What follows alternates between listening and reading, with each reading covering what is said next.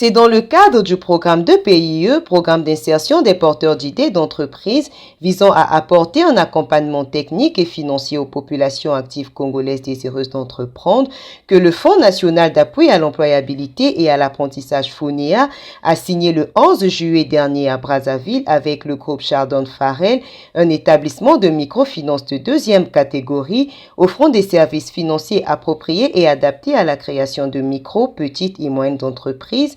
Une convention de partenariat portant sur les modalités d'octroi de garanties financières en vue d'accompagner le dit programme. Et nous avons décidé, nous, groupe Chardon Farrell, de nous positionner auprès des acteurs et des actrices de l'économie de transition, c'est-à-dire ces hommes et ces femmes, jeunes et moins jeunes, qui se positionnent volontairement pour créer et développer leur entreprise. C'est ce que nous faisons depuis une année et demie maintenant, en finançant, en gérant les comptes, en gérant l'épargne de tous ses clients. Le FONEA, comme je viens de le dire, a décidé lui aussi de détecter ces talents, de les former, de les accompagner. Il était donc normal que nous nous rapprochions. Le long terme maintenant, il ne s'agit pas simplement de former des jeunes pour qu'ils se retrouvent ensuite sur le marché et soient écrasés par les tâches quotidiennes. Il ne s'agit pas de prêter à ces personnes de l'argent pour faire que quelques mois après, ils ne puissent plus rembourser et ainsi gâchent leur vie.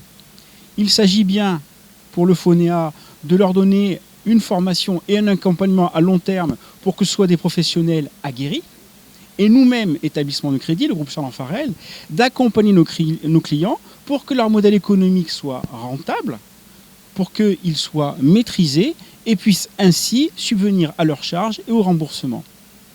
Ainsi, nous pouvons continuer à leur faire confiance et à faire des crédits, eux, j'allais dire, à passer des bonnes nuits et en même temps à avoir un commerce rentable et durable. Le directeur de l'apprentissage du FONEA n'a pas manqué de s'exprimer. Le FONEA s'est résolument engagé dans les actions de formation avec des orientations précises. Former les jeunes pour qu'ils travaillent pour les autres, les emplois salariés, mais former aussi pour que les jeunes travaillent pour eux-mêmes. Et aujourd'hui, nous nous retrouvons dans la deuxième dimension, le deuxième aspect, où les jeunes ont bénéficié d'un encadrement déjà, comment ils pouvaient passer d'idées de projet au projet. Ils ont bénéficié de la formation pour élaborer leur plan d'affaires, business plan. Mais les points focaux les plus importants, c'est l'appui financier. Aujourd'hui, vous comprenez que nous embrassons la dimension formation. Et nous avions un deuxième acteur qui est le jeune, qui doit travailler pour lui-même. Et troisième pilier, ce sont des institutions financières. Il va de soi qu'on trouve des partenaires qui doivent appuyer, n'est-ce pas, les jeunes dans l'obtention de moyens financiers pour qu'ils se lancent effectivement dans leur business.